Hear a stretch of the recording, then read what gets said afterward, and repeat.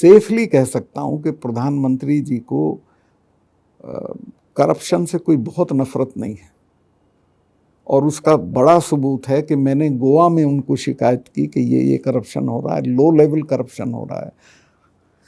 तो उन्होंने मुझे तीसरे दिन खुद फ़ोन करके कहा, सतपाल भाई आपकी जानकारी गलत है। मैं आपने किससे मालूम किया? उन्होंने कहा कि मैंने फलां आदमी से मालूम किया। मैंने कहा ये तो खुद चीफ मिनिस्टर के घर में बैठ के पैसे ले रहा है, और अल्टीमेटली 1 हफ्ते में मेरा ट्रांसफ़र वहाँ से कर दिया। मैं कई केस बता सकता हूँ। मैंने एक आदमी का केस बताया कि उसके ऑफिस से फ़ोन जाता है कि पीएमओ से बोल रहे हैं, फला मतलब जितेंद्र सिंह के यहाँ से, कि हमारे मिनिस्टर को कांटेक्ट करो। तो मैंने कहा कि आपके ऑफिस का नाम इस्तेमाल हो रहा है। तो उन्होंने अमित शाह को कहा, अमित शाह ने मेरे से तस्दीक की। मैं कहा हाँ बिल्कुल ऐसे ही है, और ये मैं मुझे चीफ सेक्रेटरी ने भी बताया, आप उससे पूछ लें। एक केस तो बता दें मुझे जहाँ बंद किया हो। मैं तो 2 केस बता रहा हूँ जिनमें मैंने कंप्लेंट की, और दोनों 100% करेक्ट। और कश्मीर के मामले में तो मुझे सख्त हिदायत थी कि तुम कुछ नहीं बोलोगे। गोवा में मुझे फ़ोन करके कहा एक दिन उन्होंने, अरे यार तुम फिर कश्मीर पे बोल दिए। मैं कहा साहब मैं बोला नहीं। उसने वो इन्फेरेंस ड्रॉ किया, तो कहा कि कश्मीर पे अगर आप दोबारा बोले तो मैं फिर आपसे कभी नहीं मिलूँगा। CRPF people ask for aircraft to ferry their people, because इतना बड़ा कॉन्वॉय कभी रोड से नहीं जाता। होम मिनिस्ट्री से पूछा, राजनाथ जी के यहाँ, दे रिफ्यूज़ टू गिव। अगर मेरे से पूछते तो मैं एयरक्राफ्ट देता उनको, कैसे भी देता। 5 एयरक्राफ्ट की ज़रूरत थी सिर्फ, उनको एयरक्राफ्ट नहीं दिया गया। And I told it to the prime minister same evening कि ये हमारी गलती से हुआ है, अगर हम एयरक्राफ्ट दे देते तो ये नहीं होता। तो उन्होंने मुझे कहा कि तुम अभी चुप रहो। मुझे बिल्कुल याद है, he was in national Corbett park, अपना शूटिंग करा रहे थे, वहाँ फ़ोन नहीं होता है। वहाँ से बाहर निकल के ढाबे से उन्होंने मुझे फ़ोन किया, सतपाल क्या हुआ? मैं कहा साहब ऐसा ऐसा हुआ, मैं तो बहुत दुखी हूँ, ये सिर्फ हमारी गलती से हुआ, अगर हम एयरक्राफ्ट दे देते तो ये नहीं होता। तो उन्होंने कहा कि इस पर चुप रहिए आप। जब मोदी जी पावर में आए, उनका पहला एजेंडा था 370 को ख़त्म करना, चूँकि वो सारे चुनाव में बोले थे।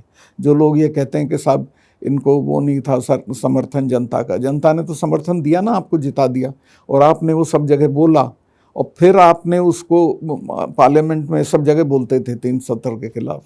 यूटी बनाने में पुलिस डायरेक्टली सेंटर के अधीन आ जाती है, अदरवाइज पुलिस इनके कंट्रोल की नहीं होती, वो गवर्नर या असेंबली के कंट्रोल में रहती है।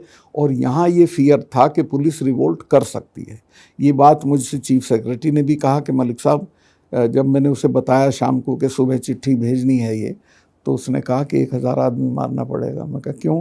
कहने लगे ये तो थानों में घुस जाएंगे, हथियार छीन लेंगे, पुलिस रिवोल्ट कर देगी, और मैं तो यहीं आ रहा हूँ राजभवन में।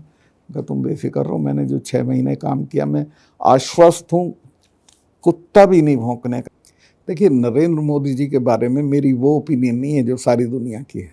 मैं बहुत सारी चीज़ें, जैसे मैं जब भी उनसे मिला, he is very informed person, उनको कोई जानकारी नहीं है। मैंने एक बार मिसाल के तौर पे एक बार कहा कि वहाँ की असली जो प्रॉब्लम है वो जमात है, उनको फिक्र ही नहीं था उस चीज़ का। तो उन्होंने कहा कि अच्छा मुझे उस पर नोट दे दो, लेकिन हमने 20 पेज का नोट दिया उन्होंने। He did not act on that. Amit Shah acted on that. Now also he is acting on that because Jamaat is so powerful. 20-30% लोग तो सरकारी कर्मचारी उनके साथ हैं। कश्मीर का मैं बताता हूँ, इनको कश्मीर की किसी रियल प्रॉब्लम का पता नहीं था। कश्मीर का इन्हें ये भी पता नहीं था कि हुर्रियत कैसे ऑपरेट हो सकती है। मैं आपको बताता हूँ, मैंने जाते ही वहाँ एक इंटरव्यू दिया जो इंडियन एक्सप्रेस में छपा था। मैंने कहा कश्मीर की प्रॉब्लम सारी कश्मीरियों ने पैदा नहीं की, 50% दिल्ली ने पैदा की है। तो हुर्रियत के चीफ ने बयान दिया, पब्लिक स्टेटमेंट दिया कि गवर्नर 50 सैकड़ा सही बोले। तो मैंने कहा 50 सैकड़ा तुम सही बोल दो। मुफ्ती सईद के एक बहुत अच्छे कुलीग थे, डिप्टी चीफ मिनिस्टर थे, मुजफ्फर बेग, वो एक दिन मुझे मिलने आ रहे थे। तो थोड़ा लेट हो गए। मैंने पूछा साहब कहाँ लेट हो गए? कहने मैं जिलानी ने बुला लिया था। तो वो क्या कह रहे हैं? कि उन्होंने पूछा कहाँ जा रहे हो? मैंने बताया गवर्नर साहब से मिलने जा रहा हूँ।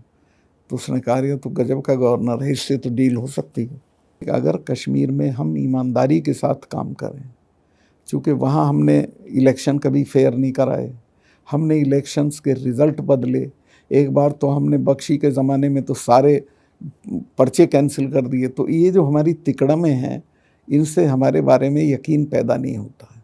मैं अभी एक यूट्यूब पे गाना सुन रहा था, एक दलित लड़की है कोई प्रभा मौर्य करके, और वो गाना गा रही है कि ये चाय वाला है ना गाय वाला है, अंबानी अडानी का ये लगता साला है, इसने देश बेच डाला। अगर ये लैंग्वेज लोकल डायलेक्ट में नीचे चली जाती है तो आप समझो नुकसान हुआ है कि नहीं हुआ है। अगर ये नहीं अभी इम्प्रूव करेंगे तो अडानी इनको फिनिश कर देंगे, टू द एक्सटेंट के पहचानी भी नहीं जाएगी कि यही सरकार थी क्या। इतना कम नंबर आएगा इनका। पता नहीं उनको कोई सलाह देता है कि नहीं मैं दे रहा हूँ, खतरा उठा रहा हूँ, ये कि उससे मेहरबानी करके अडानी से हाथ छुड़ा लीजिए। लोग ये मानने लगे कि अडानी के फाइनेंशियल इन्वॉल्वमेंट में इनकी दिलचस्पी है। देखिए जो स्टेट गवर्नमेंट करप्ट है इनकी, जिनमें मैं उंगलियों पर गिन सकता हूँ कौन कौन है, वहाँ का रुपया वो चीफ मिनिस्टर तो सारा खा नहीं रहे हैं, वो यहाँ भी आ रहा है और यहाँ से फिर कहीं जा रहा होगा, तो हो सकता है अडानी को जा रहा हो। पार्लियामेंट में ये एक सवाल का जवाब दे पाए अडानी पे? ये तो कर रहे थे एक अकेला। भाई इससे काम नहीं चलता, बताओ तो क्या बात है। He could not utter a single word in his defense. Rahul Gandhi they have become very uncomfortable about Rahul Gandhi. और राहुल गांधी बड़ी रेलेवेंट चीज़ें बोल रहे हैं, ऑफ लेट में सुन रहा हूँ जो। अडानी उन्होंने सही चीज़ पकड़ी है। पार्लियामेंट्री डेमोक्रेसी में कभी इतना गलत काम नहीं हुआ जैसा उसे ना बोलने दे के हुआ। स्पीकर ने शेमफुल बहुत गलत काम किया। मैं स्पीकर के खिलाफ नहीं बोलना चाहता हूँ, लेकिन वो गलत था, उसको ज़रूर बोलने देना चाहिए था। और जब पार्लियामेंट मिले तो उसकी सफाई वहाँ दिलवानी चाहिए, उसका राइट था इनहेरेंट। कंट्री का तो मुझे नहीं पता, पर लोग तो अब उसको यात्रा के बाद उसका वो कद ऊँचा हुआ है, लोग उसे पसंद करने लगे।